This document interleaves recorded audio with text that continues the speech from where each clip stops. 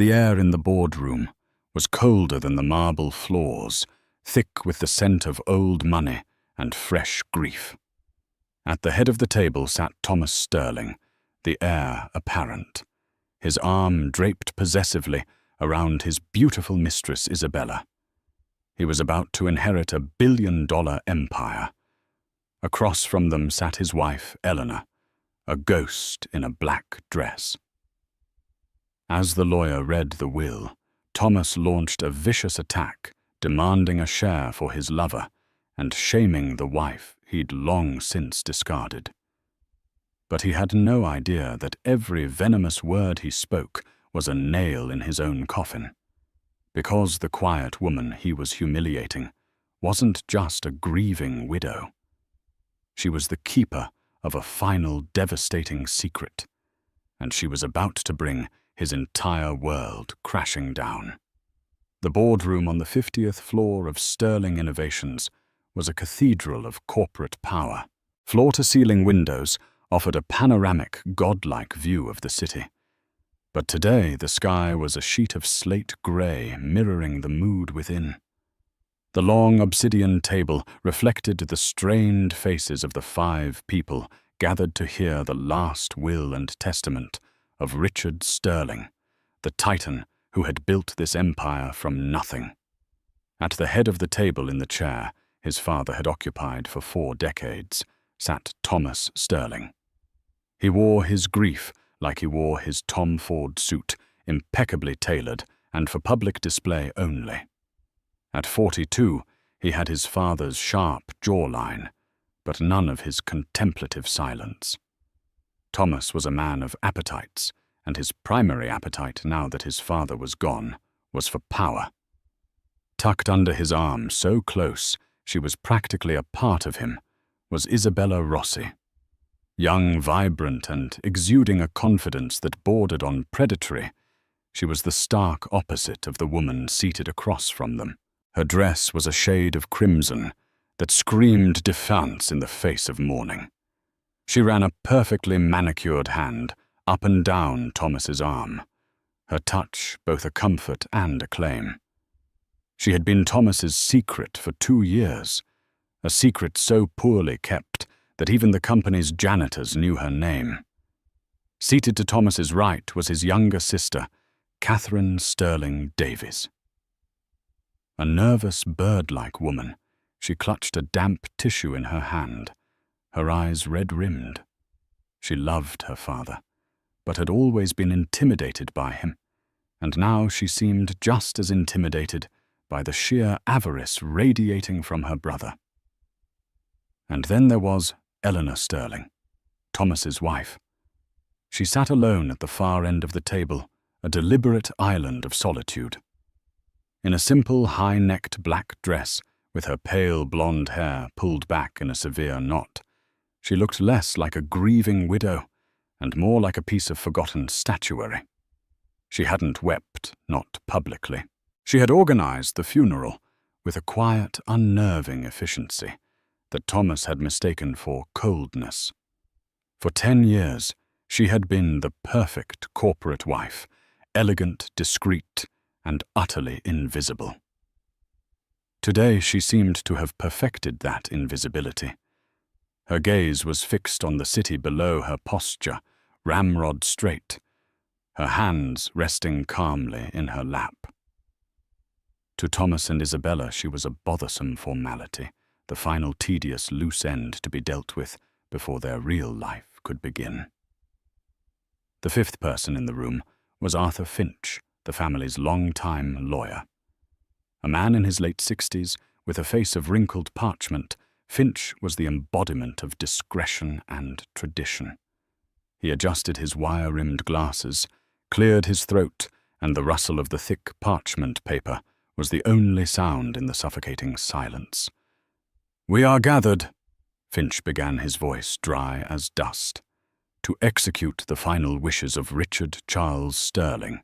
This document was prepared and signed on the 3rd of January, 2024, and has been verified as his last and true testament. Thomas leaned forward, a hungry glint in his eyes. This was it. The coronation. He had worked under his father, yes, but always as a subordinate, a prince waiting for the king to die. He had listened to Richard's lectures on legacy, on responsibility, on the sterling name, all the while thinking, just give me the keys. Isabella squeezed his arm, her whisper a silken promise. It's all yours now, my love.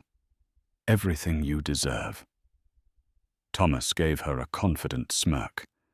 He glanced at Eleanor, a flicker of irritation crossing his face. Why was she even here? Their marriage had been a hollow shell for years, an arrangement of convenience that suited his public profile. He had provided her with a beautiful home, an unlimited credit card, and the prestige of the sterling name. What more could she possibly want? He had already instructed his own lawyer to draw up divorce papers with a generous but final settlement to be served the day after the inheritance was settled. Let's get on with it, Arthur. Thomas said, his tone impatient. We all know what my father wanted. I'm ready to take the reins. Arthur Finch looked at Thomas over the top of his glasses, his expression unreadable. As you wish, Thomas. The will is quite direct. He began to read, his voice, a monotone drone that methodically dismantled Richard Sterling's life's work into assets, trusts, and bequests. Arthur Finch's voice filled the room, weaving a narrative of numbers and legal clauses.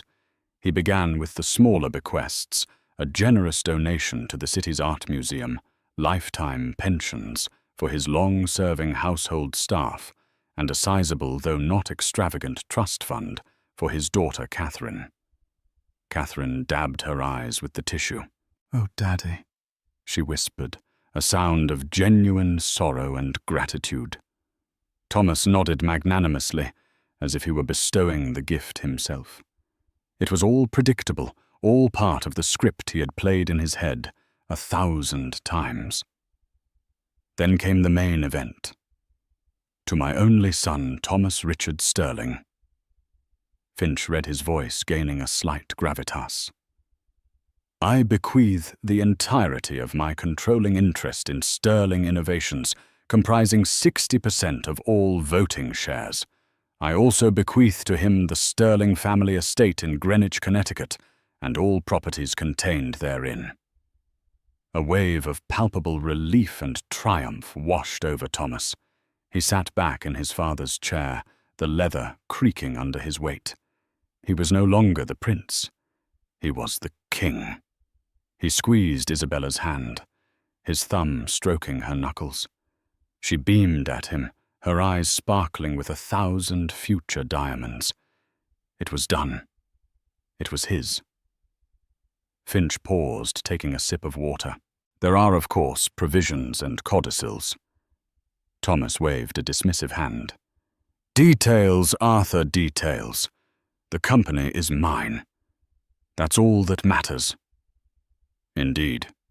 Finch said, his gaze briefly flicking towards Eleanor, before returning to the page.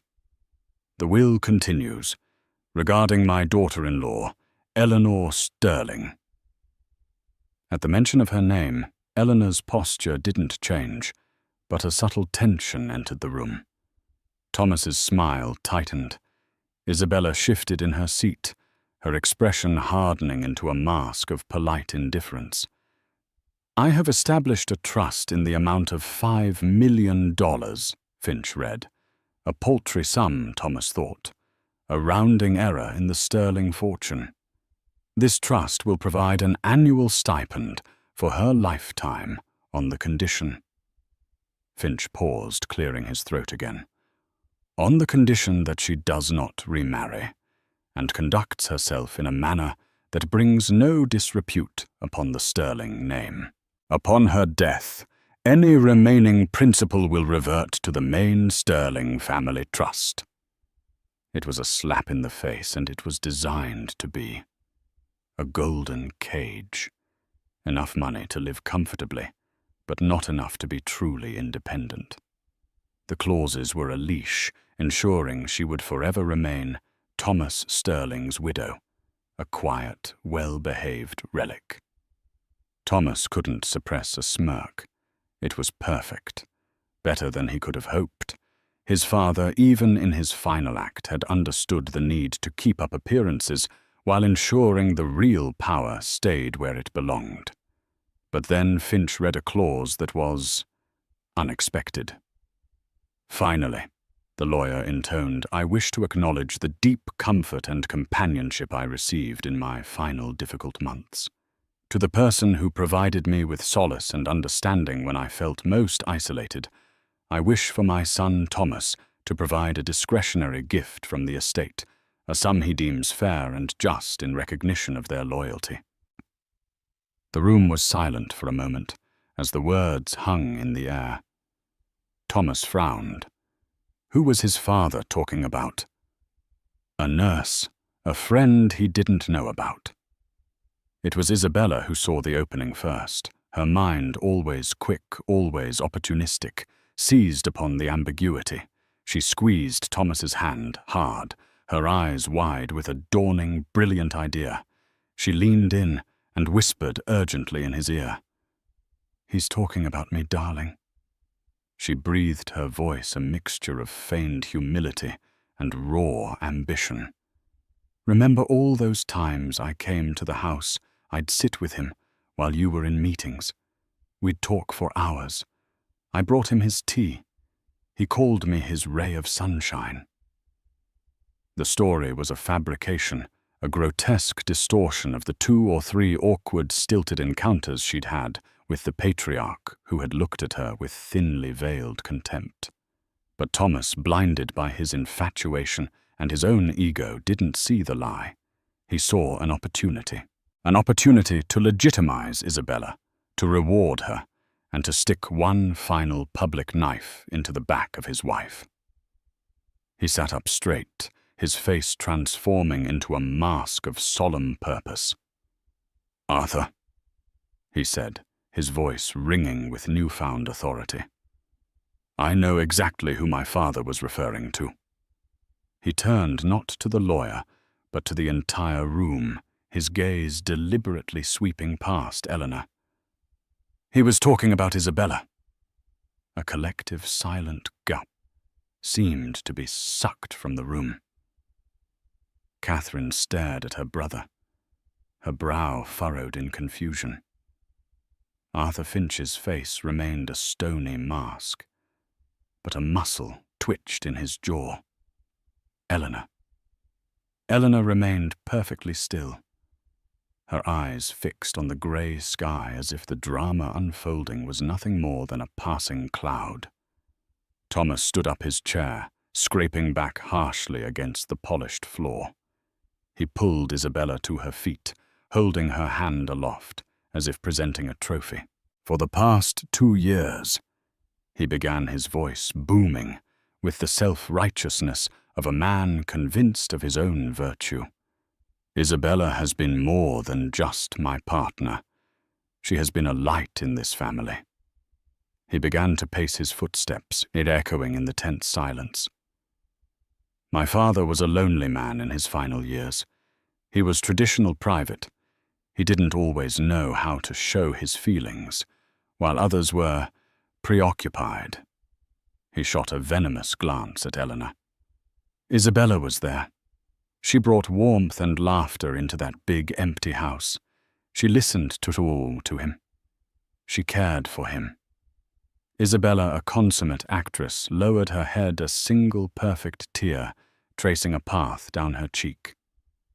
"He was like a father to me," she whispered, her voice choked with manufactured emotion. "I miss him so much." Thomas moved to her side, wrapping a protective arm around her shoulders. "You see," he demanded of the room, "you see her heart. This woman right here is the companion my father spoke of. Not some nurse, not some distant friend. Her, Isabella Rossi." He turned his full attention to Eleanor, his voice dripping with condescension. "Eleanor, you were his daughter-in-law. You did your duty, I suppose. You showed up for holidays, you planned the occasional dinner party. But were you there for him? Did you sit with him? Did you hold his hand when he was in pain? Or were you too busy with your charities, your lunches, your empty life? The cruelty of the attack was breathtaking. He was publicly rewriting history, painting his loyal, dignified wife as a cold, uncaring shrew, and his mistress as a saint. He was using his dead father's words to sanctify his own infidelity. The will asks for a discretionary gift.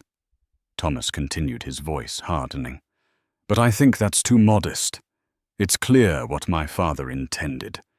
He was a man of honor. He would want the woman who brought him comfort to be taken care of, to be recognized as a true member of this family. That trust fund, he pointed a finger at the will on the table, the one set aside for Eleanor. The $5 million. It's an insult to Isabella's devotion. Catherine finally spoke up, her voice trembling. Thomas, what are you saying? That's Eleanor's inheritance. It's a conditional pittance, Thomas shot back. And frankly, she doesn't deserve it. Isabella does. I am the executor of this estate now. I am the head of this family. And I am making a decision. Arthur, he commanded, turning to the lawyer, I want you to begin the process of redirecting that trust. It belongs to Isabella. It's what my father would have wanted. Isabella sobbed theatrically into his shoulder. Oh, Thomas, you don't have to. Yes, I do, he said, stroking her hair. It's a matter of justice, a matter of honor. He looked down the long, polished table at his wife. She was finally looking at him. Her eyes, the color of a winter sea, were not filled with tears or anger. They were clear, calm, and held a depth of knowledge that for the first time made him feel a sliver of unease. He expected hysterics, accusations, a pathetic plea. He got none of it. He saw her as a problem to be solved, an obstacle to be swept aside. His affair had been a constant source of friction, a silent war waged in their cold, cavernous home. He had been waiting for this moment of absolute power, the moment he could finally discard her completely without consequence. And here it was. He was using his father's legacy as the ultimate weapon to win the war. Well, Eleanor, he goaded her, wanting to break that infuriating composure. Do you have anything to say? Any objection to honoring my father's true wishes? The silence stretched thick and heavy. Arthur Finch watched her, his pen poised above his legal pad. Catherine held her breath. Isabella looked up from Thomas's chest, a triumphant, venomous smirk playing on her lips. Eleanor's gaze did not waver. It held Thomas's steady and unblinking. After a long moment, she spoke. Her voice was not loud, but it cut through the tension like a shard of glass. That won't be necessary, Arthur. The three simple words landed with the force of a physical blow. Thomas, who had been puffing his chest out in a display of dominance, seemed to deflate slightly. Isabella's smirk faltered. What did you say? Thomas asked, his voice sharp with annoyance. Eleanor rose from her chair. The movement was fluid and graceful, devoid of hesitation. All eyes were on her as she picked up the small black leather handbag that had been sitting by her feet. She placed it on the table and opened the clasp with a quiet, decisive click. I said, she repeated her voice perfectly, even that your instructions to Mr. Finch will not be necessary. She reached into the handbag and withdrew a single thick envelope. It was made of heavy cream-colored vellum, the kind reserved for the most important correspondence. The flap was sealed not with glue, but with a dollop of dark red wax impressed with the distinctive Sterling family signet ring, a lion rampant. Holding a key, She held it up for a moment, letting everyone in the room see it. It was an object that radiated importance, a relic from a bygone era of handwritten letters and unbreakable seals. Thomas stared at it, a knot of confusion and anger tightening in his gut. "What is that more of your dramatic nonsense?" Eleanor ignored him. She walked the length of the table, her heels clicking softly on the marble floor. Her progress was unhurried, measured a queen moving across a chessboard. She didn't look at Thomas or Isabella as she passed them. Her focus was entirely on the man at the end of the table. She stopped beside Arthur Finch and placed the sealed envelope on the gleaming surface in front of him. "Richard asked me to give this to you," she said, her voice now addressed only to the lawyer. "He gave it to me 6 weeks ago, on the day he came home from the hospital for the last time. His instructions were very specific. He told me to wait. He said I was to let the proceedings begin, to listen to everything that was said, and to only present this if and when I felt his true character was being fundamentally betrayed."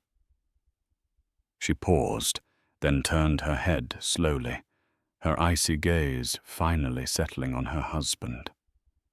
"I believe that moment has arrived." A chilling silence descended upon the room. The implications of her words began to dawn on them. Arthur Finch stared at the envelope as if it were a venomous snake. He slowly reached out a trembling hand and turned it over. The seal was perfect, unbroken. The front of the envelope bore his name, Mr. Arthur Finch, written in a familiar, forceful script, the unmistakable handwriting of Richard Sterling. "What is this, Eleanor?" Thomas demanded, his voice a low growl. "Some sentimental letter."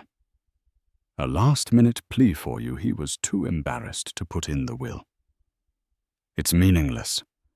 The will has been read. It's over." "Is it, Thomas?" Eleanor replied, a cool challenge in her tone. Finch took a sterling silver letter opener from his breast pocket. He looked at Thomas, then at Eleanor, then back at the envelope. "Eleanor," he said, his voice raspy with a new gravity, "are you claiming this document has legal standing?" "I'm not claiming anything, Arthur," she said. "I'm following my husband's final instructions. Richard's instructions." The distinction was deliberate and sharp. "He told me you would know what to do." With a decisive slit, Finch broke the wax seal. The crackle of the old paper being unfolded sounded like a thunderclap in the silent room. He spread the single sheet of vellum on the table and began to read it to himself. The transformation of Arthur Finch was astonishing. The stoic professional mask dissolved, replaced by an expression of profound shock, then dawning comprehension, and finally a kind of grim, sad respect. His face paled. He looked up from the page, his eyes wide behind his glasses, and stared at Eleanor, truly seeing her for the first time. He saw not the quiet, invisible wife, but the chosen confidant, the keeper of the final secret. He looked at Thomas, and for the first time in their long association, there was a flicker of pity in the old lawyer's eyes. "My God," Finch whispered, his voice barely audible. He cleared his throat, trying to regain his composure. He picked up the document he had been reading from the one that had crowned Thomas king, and set it carefully aside. "It appears," he announced to the stunned room, "that the document I have just read is not in fact the final testament of Richard Sterling." He held up the single sheet of vellum from the envelope. It is a holographic will, written, dated, and signed entirely in Richard's own hand, 2 weeks after the previous one. Under state law, this document revokes all prior wills. This is the real will. The air in the room became thin, difficult to breathe. Thomas stood frozen, his face a mask of disbelief. A holographic will. That's ridiculous. My father was a meticulous man. He wouldn't scribble his last wishes on a piece of paper like a madman. It's a forgery. She forged it. Isabella. Her face ashen, clung to his arm. He's right. She's a manipulative liar. She's trying to steal from you. Finch held up a hand to silence them. I knew Richard Sterling's signature and his hand for 40 years, Thomas. This is genuine. Furthermore, he added, tapping a section at the bottom of the page, it is witnessed by his physician, Dr. Alan Carlyle, and his head of security, Mr. David Chen, both reputable, unimpeachable witnesses. Finch's words were a death knell to their protests. The document was ironclad. He put his glasses back on his hands, now steady, and began to read aloud. The words on this page were not the dry legalese of the previous document. This was Richard Sterling's true voice, unfiltered, powerful, and utterly ruthless. I, Richard Charles Sterling, being of sound mind and failing body, do hereby declare this to be my final will and testament, revoking all others before it. Finch began. His voice was no longer a monotone. It carried the weight of the words he was speaking. I have spent my life building an empire not of glass and steel, but of integrity and vision. I had hoped to pass this legacy to my son, but I have been forced to accept a difficult truth. A man's character is not what he inherits, but what he builds for himself. And my son Thomas has built a house of cards on a foundation of deceit.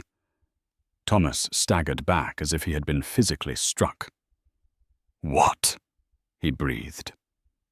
Finch continued, his voice relentless. To my son Thomas, I am not a fool. I never was. I saw the way you looked at your inheritance like a vulture circling a dying animal. I saw the way you treated your wife Eleanor, a woman of more substance and strength in her little finger than you have in your entire being. And I saw your mistress Isabella Rossi, a parasite of the highest order whose only talent is latching onto the success of others.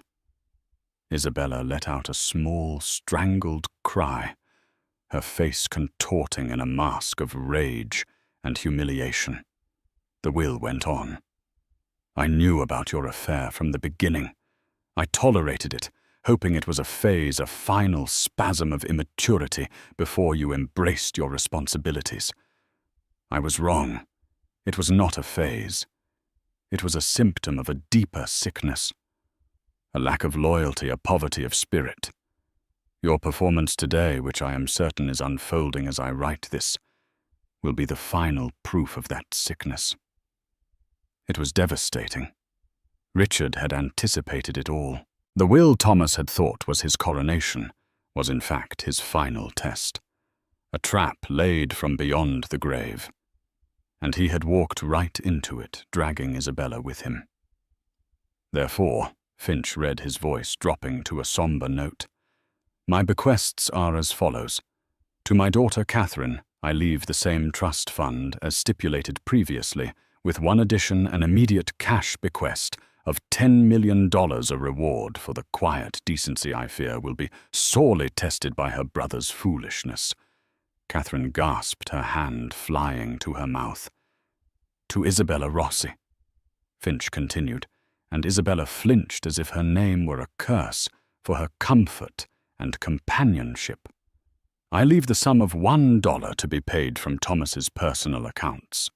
I also direct my estate to file a permanent restraining order, barring her from all Sterling properties and from contacting any member of my family or company employees.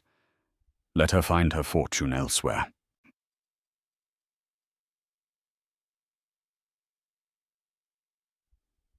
Isabella stared, speechless. Her dream of becoming Mrs. Sterling and a billionaire heiress vaporizing before her eyes. To my son Thomas, Finch's voice was grim. You want the Sterling name. You may keep it. You want a place in my company. You shall have one. You are to be given a non-executive role in the marketing department at a salary I have stipulated in a private addendum with Mr. Finch. You will receive a small non-voting 5% share of the company's stock held in a trust that you cannot sell or borrow against. This is more than you have earned and more than you deserve. Should you refuse the position or be terminated for cause, the trust will be dissolved and you will receive nothing. You will report to the new CEO. Thomas's face was a mottled canvas of red and white. New CEO. What new CEO I am? The CEO. Arthur Finch took a deep, steadying breath and read the final world-altering paragraph. All the remainder of my estate, the Sterling family home in Greenwich, my art collection, my personal investments, and most importantly, my 51% controlling interest in Sterling Innovations, along with the titles of Chairman and Chief Executive Officer, I leave wholly and without condition to the only person who ever truly understood what legacy means. Finch looked up from the page, his gaze settling on the calm, composed woman at his side. I leave everything to my beloved and trusted daughter-in-law, Eleanor Sterling. She was the true companion of my final years. She was the one with whom I discussed business strategy, the one who shared my vision, the one who showed unwavering loyalty not to my money, but to my principles. The company is hers. The legacy is hers. She has earned it. For a full 10 seconds after Arthur Finch uttered the name Eleanor Sterling, the world seemed to stop. The only sound was the faint electronic hum of the climate control system. The revelation was so total, so audacious, that it defied immediate comprehension. It hung in the air, a monstrous, shimmering thing, too large for anyone to grasp. Thomas stood frozen, his face a bloodless mask of confusion. It was as if he'd been spoken to in a language he'd never heard, the sounds familiar, but the meaning utterly alien. Then a sound broke the silence. It was a laugh, not a sound of humor, but a sharp, ugly bark of pure disbelief. That's good, Eleanor. Thomas choked out a grotesque smile, twisting his lips. Really? A masterpiece of theatre. Did you write it yourself? Did you pay off Dad's doctor to sign it? Arthur, he pleaded, turning to the lawyer as the only sane man in a world gone mad. For God's sake, put an end to this farce. My father was sick, his mind was going. She took advantage of him. This document is a pathetic forgery, and we all know it. Arthur Finch, however, did not look at Thomas. His gaze was fixed on the vellum page, his expression one of grim finality. Thomas, I have already stated the facts. This is Richard's hand. The witnesses, Dr. Carlyle and Mr. Chen, are men of unimpeachable integrity. They would not perjure themselves. This document is legally ironclad. He placed the will deliberately on the table between himself and Eleanor, a clear physical alignment of his loyalty. This is the reality. The word reality seemed to be the trigger. The thin dam of Thomas's denial shattered, and a lifetime of entitled rage came roaring forth. Reality. The word was a primal scream that echoed off the glass walls. He lunged toward the table, his hands clawing his face, a mottled canvas of purple and red. I'll tell you the reality. The reality is that she is a conniving, manipulative parasite who whispered poison into a dying man's ear. He was my father. That company, that house, that life. That is my birthright. David Chen. The head of security moved with quiet swiftness, placing himself between Thomas and the table. It was a silent, impassive barrier that Thomas dared not cross.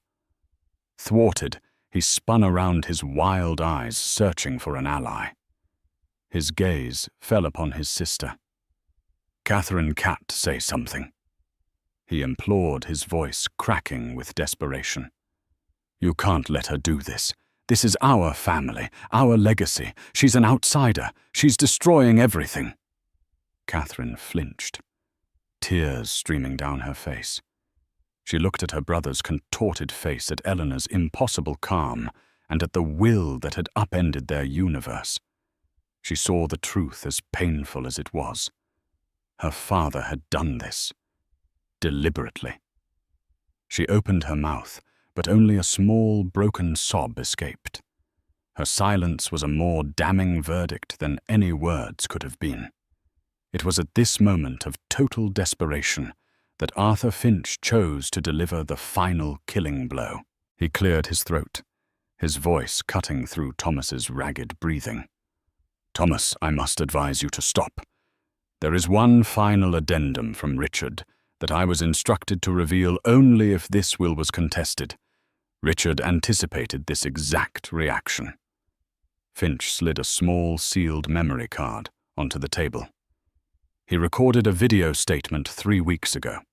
In it, he calmly and lucidly explains his reasoning, his observations of your character, your handling of the European division, your affair with Ms. Rossi, and his decision to entrust his legacy to Eleanor. His instructions are clear. If any legal challenge is mounted, this video is to be delivered to every member of the board of directors, and if necessary, released to the Associated Press." Checkmate. It was a move of such breathtaking posthumous strategy that it left everyone speechless. A video. The ultimate public shaming. Thomas could imagine it vividly, his powerful, articulate father calmly dismantling him piece by piece for the entire world to see. He wouldn't just be disinherited, he would be annihilated. The fight drained out of him, replaced by the cold, sick dread of absolute defeat. He was trapped, utterly and completely trapped, and it was in that moment of his utter powerlessness that Isabella Rossi finally saw him clearly. Her dream, the glorious future she had been building for 2 years, had evaporated in a matter of minutes. The man she had clung to, the king-in-waiting, was now a deposed, pathetic court jester. He was no longer an asset. He was a fool, and she had no use for fools. Her hand, which had been gripping his arm, dropped away, as if he were diseased. Her face, moments before a mask of shared outrage, became a vision of pure reptilian contempt. "You idiot!" she hissed, her voice low and dripping with venom. It was directed solely at him. "You absolute arrogant idiot! I told you she was smart. I told you not to underestimate her. But you were so sure, so blinded by your own ego." Thomas stared at her, uncomprehending. "Bella, don't you Bella me," she spat, taking a step back. "You have nothing. You are nothing. A marketing analyst. A pittance of a trust fund. I didn't hitch my wagon to a middle manager." She looked him up and down, her lip curling in disgust. "You weren't the king. You were just the spoiled little prince, and you failed the test. I'm done with you." Without a glance at anyone else, she snatched her crimson handbag from the floor. With her head held high, a queen of a fallen kingdom, she strode out of the boardroom. The sharp, angry click-clack of her heels on the marble floor was the sound of Thomas's final illusion, shattering into 1,000 pieces. He was utterly, completely alone. He sagged against a chair, the rage and denial replaced by a hollow, gaping void. He looked across the vast, polished expanse of the table at his wife. The woman he had ignored, cheated on, and less than an hour ago had tried to publicly strip of her dignity. The woman who now owned his past, his present, and his future. "Eleanor." His voice was a broken whisper. Why? It was a question born of pure incomprehension. In his world, power was taken, not given. Loyalty was a transaction. He could not fathom the series of events that had led to this. Eleanor met his gaze. There was no triumph in her eyes, no gloating smirk. There was only a profound, weary clarity, as if she were a doctor delivering a terminal diagnosis. "This isn't about me, and it isn't about you, Thomas," she said, her voice steady and even. "It's about the company. It's about the legacy. Richard built Sterling Innovations to last for 100 years. He knew your appetites, your recklessness. He knew you would have sold it off in pieces to fund your lifestyle within a decade. He didn't do this to punish you for the affair. The affair was just a symptom of the real disease, a fundamental lack of character." She stood up, her movement fluid and certain. The invisible mantle of leadership settled upon her shoulders, and it fit perfectly. Her voice, when she spoke again, was different. The soft, wifely tones were gone, replaced by the crisp, clear voice of a chief executive officer. "Arthur," she began, turning to the lawyer, "please arrange a meeting with the full board for 9 a.m. tomorrow. I want complete financial workups on the European division on every member's desk by 8. Also, please have legal draft the paperwork for Ms. Rossie's restraining order and have it filed by the end of the day." "Of course, Eleanor," Finch said, already making notes. The name Eleanor sounded different now, not familiar, but formal. "Catherine," she said, her tone softening as she looked at her weeping sister-in-law. "I want you at that meeting. Your father respected your integrity. It's a quality this company needs more of. We'll talk about your role going forward." Catherine looked up, shocked, and could only nod, wiping her eyes. Finally, Eleanor's gaze fell on David Chen, and then on the broken man who was still legally her husband. "David," she commanded, her voice leaving no room for argument. "Please escort Mr. Sterling from the building. His executive access credentials have been revoked, effective immediately. Human Resources will contact him on Monday with the orientation package for his new position." And with that, the transfer of power was complete. Thomas Sterling, the heir apparent, looked up in disbelief as the security chief took a polite but firm step toward him.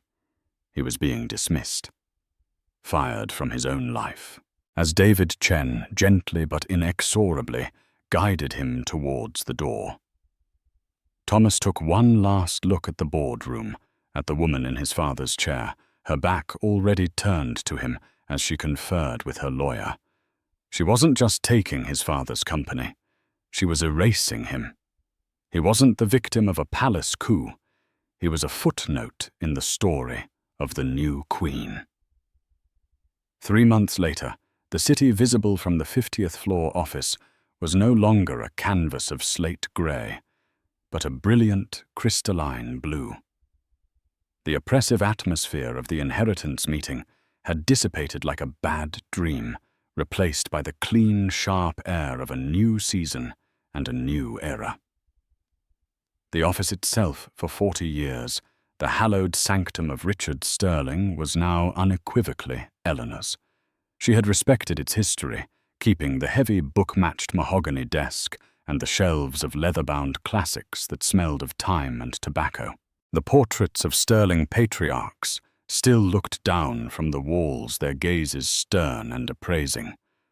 But life had been breathed back into the space. A trio of elegant white orchids now graced the credenza, their living beauty a stark contrast to the stiff, dusty ferns Richard had favored. Spread across the large conference table were not stock market reports, but architectural blueprints and environmental impact studies for a new sustainable energy division, a passion project she and Richard had secretly sketched out on napkins during his final months. The room was no longer a museum of past glories, but a vibrant command center, humming with the energy of the future. The woman at the center of this universe was herself transformed. The quiet, almost translucent figure from the boardroom had been shed like a snakeskin. In her place was a leader. Today, Eleanor wore a tailored navy blue suit that spoke of authority, not armor. Her pale blonde hair, once pulled back in a severe, self-effacing knot, was now cut in a chic, professional bob that framed a face that was more focused, more alive than it had been in a decade. There were still moments late at night when the building was quiet that she would run a hand over the worn leather of Richard's chair and feel a tremor of the immense weight she now carried. But fear was not part of the equation, only purpose. Her first trial had come just 18 hours after the reading of the will. She had walked into that same boardroom for the emergency meeting she had called to face a table of 7 board members, all men, all over 60, all fiercely loyal to Richard, and all deeply, profoundly skeptical of her. They had known her only as Thomas's pretty, silent wife, a decorative piece of a corporate dynasty. They saw her as a placeholder, a grieving widow handed a toy she couldn't possibly understand. She remembered the feeling of their collective gaze, a physical weight of doubt. Marcus Thorne, a gruff, silver-haired industrialist and Richard's oldest friend, had been the most openly hostile. He hadn't even bothered with pleasantries. "Eleanor," he had said, his voice a low rumble of disapproval. "We all respected Richard's final wishes. But this is a billion-dollar, publicly traded company, not a country club to be bequeathed. The markets are jittery. The board requires a plan, a real one, not just a continuation of the status quo." She had let the challenge hang in the air, meeting his gaze without blinking. She didn't respond with emotion or a plea for their trust. She responded with competence. "You're right, Marcus," she had said, her calm voice cutting through the tension. She gestured to a screen at the end of the room, and a complex financial chart appeared. "The status quo is unacceptable, specifically in our European logistics division." For the next hour, she had held them captive. She laid bare with surgical precision the deep-seated problems in the very division Thomas had been managing for the past 3 years. She spoke of bloated, overhead, inefficient supply chains and a series of ill-advised acquisitions that were hemorrhaging money. She didn't just present problems. She presented solutions. A multi-phase restructuring plan complete with cost-benefit analyses, risk assessments, and projected timelines. It was detailed, brilliant, and aggressive. "This is an excellent plan." Thorne had conceded, his tone grudging. "Far too detailed for a newcomer. Who drew it up for you?" Eleanor had allowed herself a small, cool smile. "Richard and I," she said simply. "We worked on it for the better part of a year. He called it the contingency. He believed in preparing for every eventuality." The implication was clear. Richard hadn't just handed her the keys in a fit of pique. He had trained her. He had prepared her. She was not the contingency. Thomas's failure had been. That day, she had walked into the boardroom as Thomas's wife. She had walked out as their CEO. Now, 3 months into her reign, the results were undeniable. The stock was up 12%. The logistics restructuring was ahead of schedule.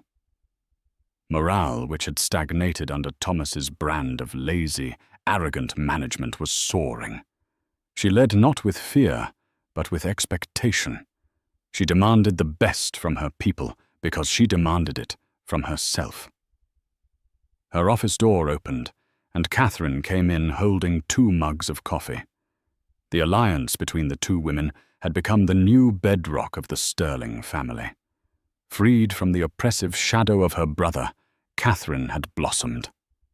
Eleanor had given her full autonomy over the Sterling Foundation, transforming it from a sleepy tax shelter into a dynamic force for good in the city. "The quarterly reports are even better than we projected," Catherine said, her face glowing with pride as she handed Eleanor a mug. "Finance is calling it the Eleanor effect. The press is sticking with the Sterling savior." Eleanor laughed, a genuine, warm sound. "The press is dramatic. We're just airing out a stuffy room. The foundations Richard built were solid. They just needed tending." "You're doing more than tending," Catherine insisted, settling into one of the chairs opposite the desk. "You're building something new. Dad would be so proud." They sat in a comfortable silence for a moment, the bond between them forged in the fire of their shared, strange inheritance. "I saw him today," Catherine said quietly, her expression shifting. "Thomas, in the cafeteria." Eleanor's posture didn't change, but a stillness came over her. "Oh, he looks grey," Catherine said, struggling for the right word. "He's lost so much weight." He just sat by himself at a small table eating a sandwich. No one talked to him. "It's like he's a ghost." I almost went over, but what would I even say? She looked at Eleanor, her eyes filled with a sad confusion. "He's still my brother. It feels wrong to see him so diminished." Eleanor thought back to the one and only conversation she'd had with Thomas since that day in the boardroom. He had ambushed her in the private garage about a month ago, his face a mask of desperation. He had tried everything. He pleaded, appealing to their decade of marriage, conveniently forgetting the last 3 years of it. He blamed Isabella, painting her as a manipulative siren who had led him astray. He tried to bargain, promising to be her right-hand man, her loyal soldier, if she would just restore his title, his dignity.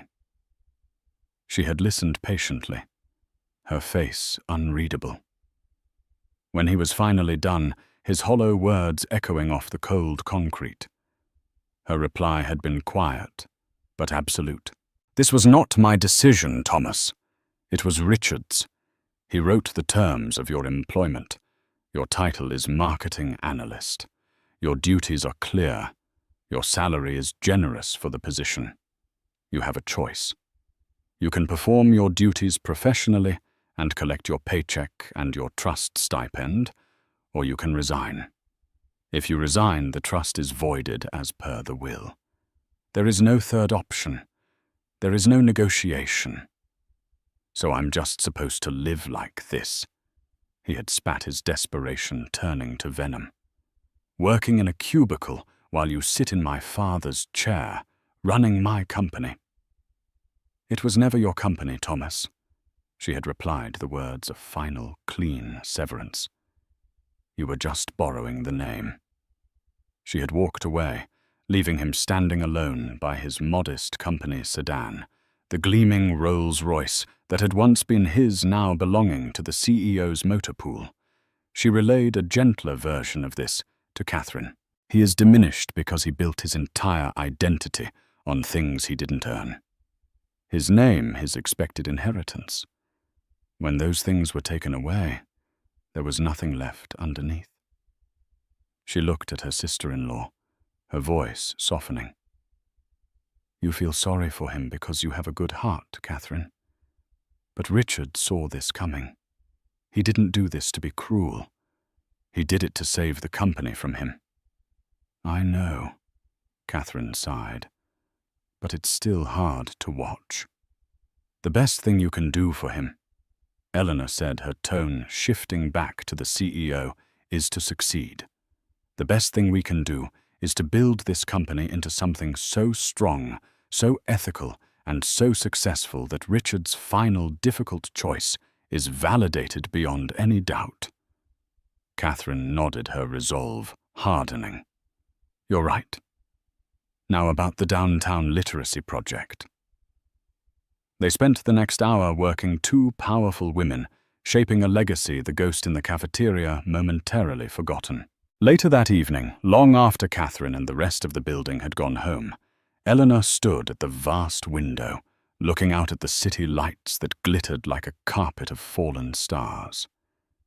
This was the view Richard had loved. She remembered standing in this spot with him one night about a month before he passed. He was frail, wrapped in a cashmere blanket in his wheelchair, but his eyes were as sharp as ever. "They think you're just a pretty ornament, you know," he had said, his voice raspy. "Thomas, the board, they don't see you. They never have." "It's better that way," she had replied. "It makes things simpler." "For now," he had agreed. He'd been silent for a long time, then he'd tapped a folder in his lap. It was a proposal for an acquisition Thomas had been pushing hard for, a flashy tech startup with a charismatic founder and zero profits. "He wants to buy this company, says it's the future. What do you think?" She had looked through the financials he'd given her a week prior. "I think the founder is a good salesman," she said carefully. "And I think the company is a house of fire waiting for a match. Their debt-to-asset ratio is a disaster, their burn rate is unsustainable, and their proprietary technology is already being made obsolete by a competitor in South Korea. Buying it would be like buying an anchor for a drowning man." Richard had looked at her, and a slow, genuine smile had spread across his tired face. "I've had 3 different consulting firms analyze that company for the last 6 weeks, he'd said. "They took 80 pages to say exactly what you just said in 3 sentences. He had sighed, a heavy rattling sound. "He has my name. But you, my dear Eleanor, you have my mind." It was then that she knew. It wasn't just about his disappointment in Thomas. He was looking for a successor, someone who saw the world as he did, and he had found her in the most unlikely of places. A soft chime from her computer pulled her from the memory. It was an email from the head of the European division. The restructuring was entering its final phase. A new factory powered entirely by renewable energy, part of her new initiative, was breaking ground next month. Productivity was up. Profits were climbing. She looked out at the glittering city, no longer feeling the weight of the past, but the exhilarating pull of the future. She was not a savior, or a regent, or a placeholder. She was the matriarch. She had honored Richard's legacy by saving it from his son. Now she would build her own. And she was just getting started. And so the Sterling Empire was not lost, but reborn under the leadership of the one person who truly understood its value. Eleanor's story is a powerful reminder that true strength isn't always loud. Sometimes it's the quiet patience, the silent observation, and the courage to act when the moment is right. Thomas Sterling didn't lose his inheritance because of a secret will. He lost it because of a public failure of character, a lesson his father delivered from beyond the grave. What do you think? Was Richard's final act a brilliant piece of strategic planning or a cruel, vengeful trap? Did Thomas get what he deserved, or was the punishment too harsh? Let us know your thoughts in the comments below. We read every single one. If you were moved by this story of betrayal, justice, and the rise of an unexpected hero, please show your support by hitting that like button and sharing this video with friends and family. And if you want more stories of real-life drama where the tables are turned in the most shocking ways, make sure you subscribe to our channel and ring that notification bell. You won't want to miss what's coming next.